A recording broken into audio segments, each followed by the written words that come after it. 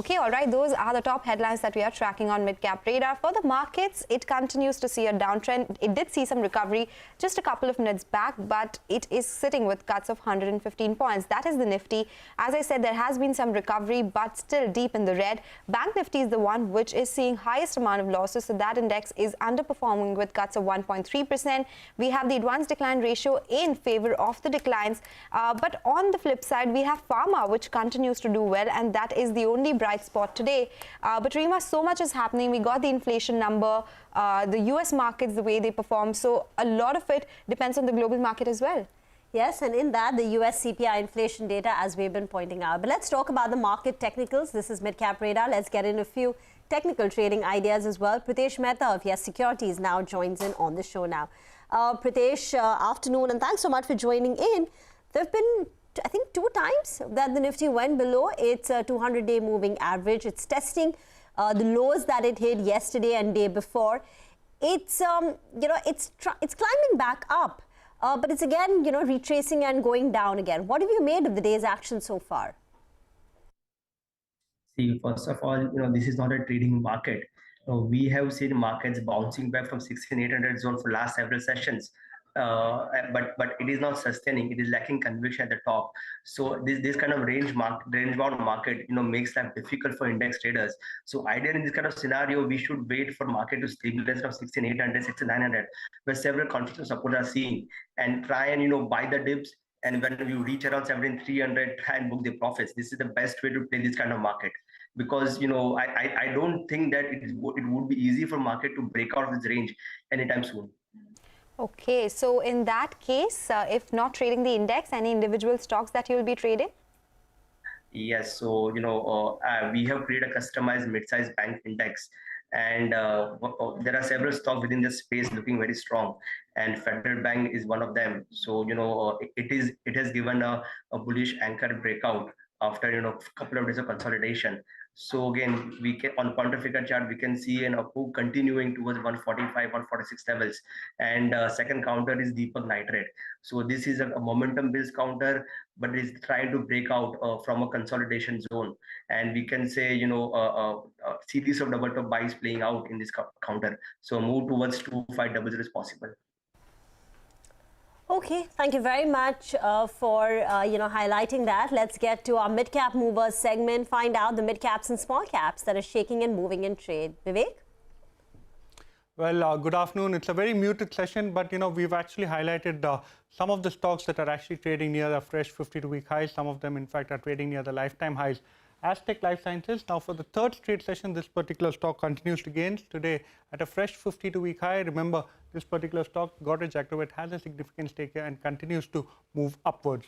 Garden Reach Shipbuilders, a couple of days ago, you saw significant profit booking here, but today, the stock is again perched at a fresh 52-week high, and in fact, this particular month, the stock is up over 30%.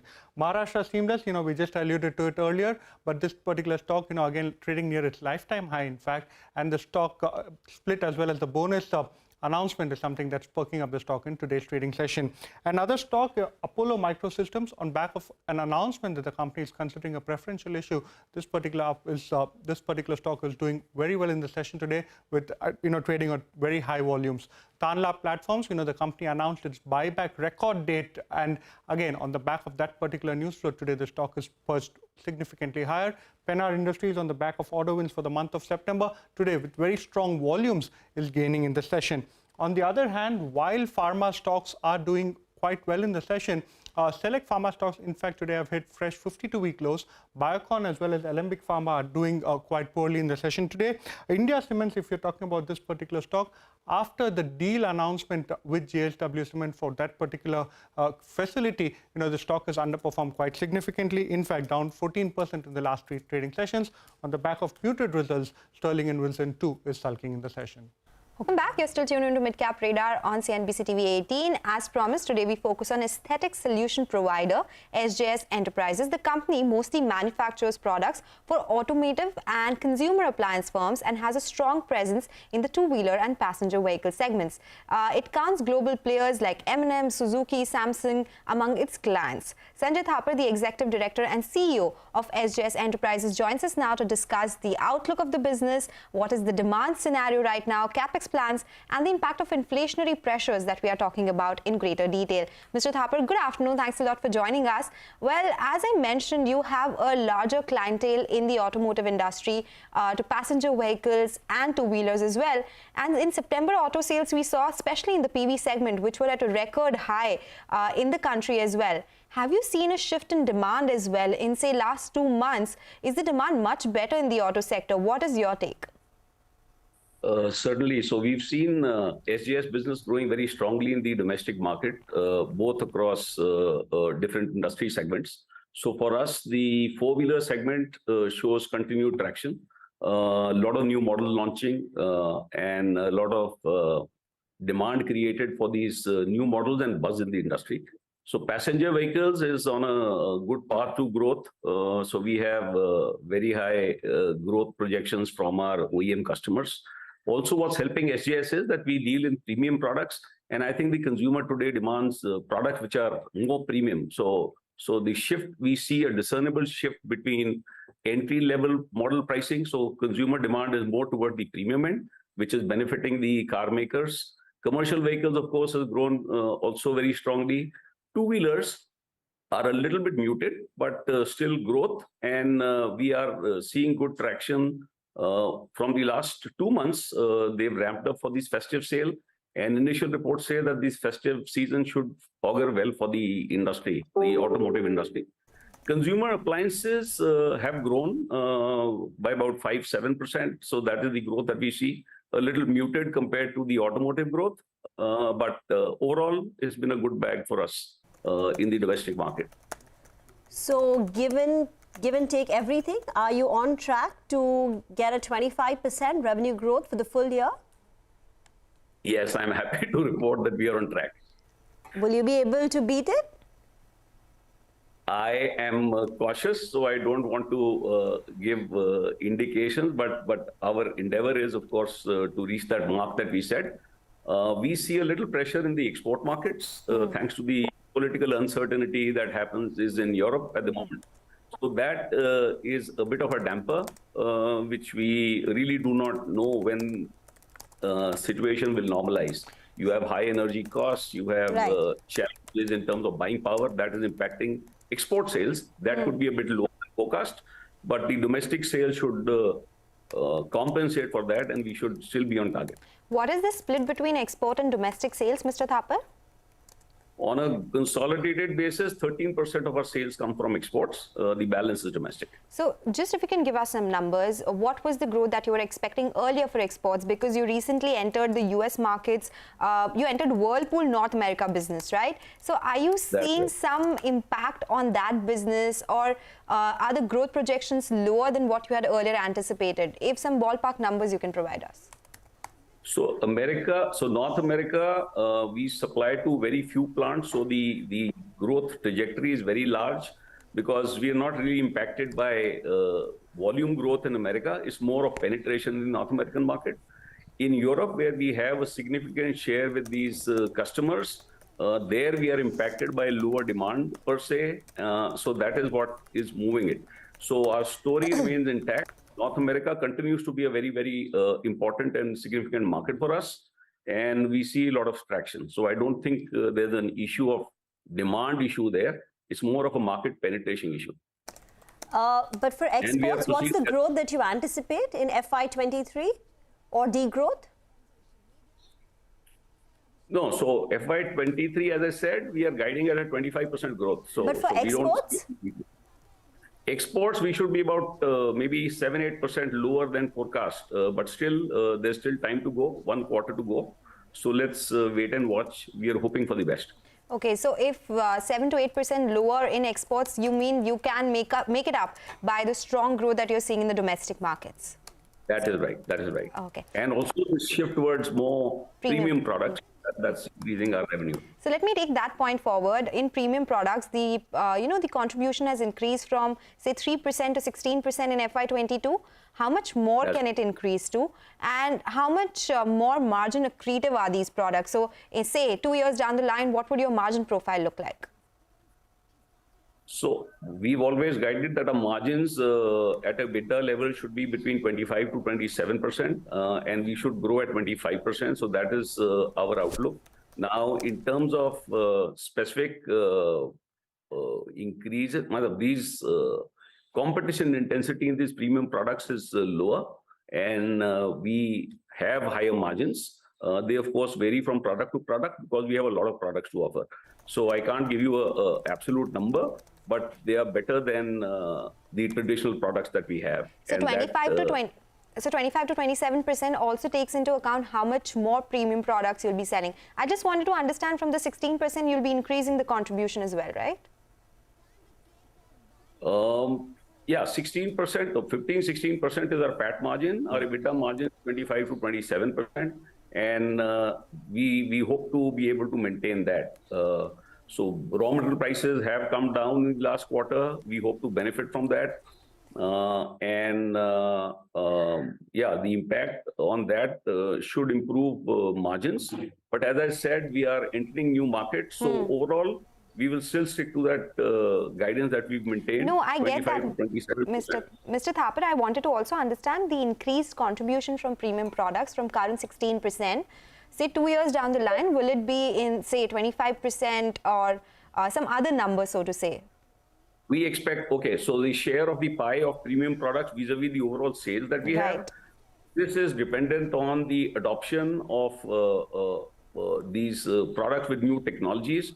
So we imagine it could go up to 25% over the next 3 to 4 years. That's our outlook. It could be faster because we see a lot of traction in the domestic market where people want these premium products. Okay, so the revenue contribution of premium products will go up from the current 16% to 25% over the next 3 to 4 years.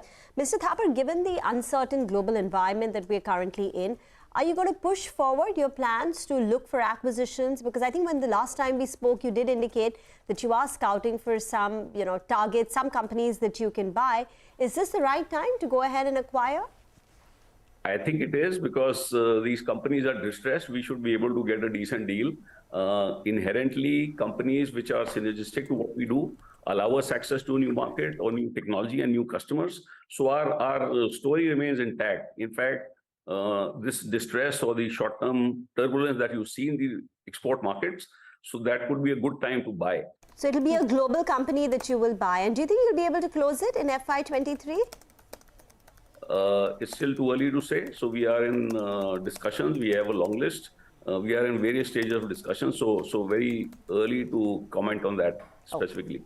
Okay. All right, Mr. Thapar, thanks a lot for joining us and giving us all those details. Good luck with your future plans. So that's the word coming in from SJS Enterprises. The contribution of premium products set to increase, but they are maintaining their growth guidance of 25% despite the headwinds that they are seeing in the export markets. We'll do one thing. We'll take a quick break. But before we do that, here's some great news for investors. You can now track US markets action.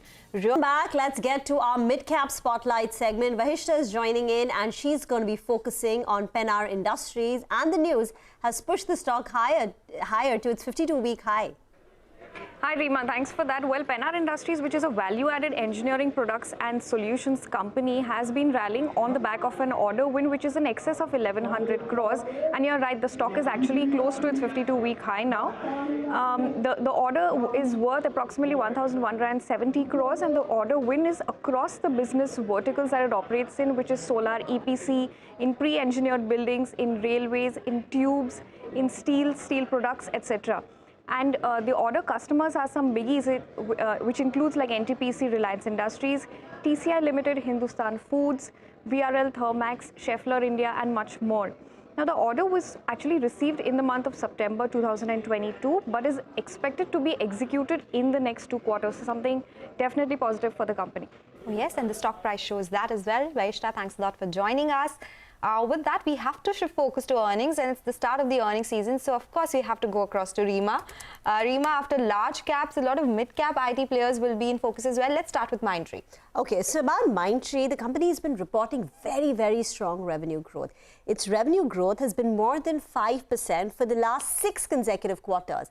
And this quarter too, its constant currency revenue growth should be in excess of that. Dollar revenue growth at 4.3%, but constant currency revenue growth could even be closer to 6%. So this run rate of very strong growth is going to continue.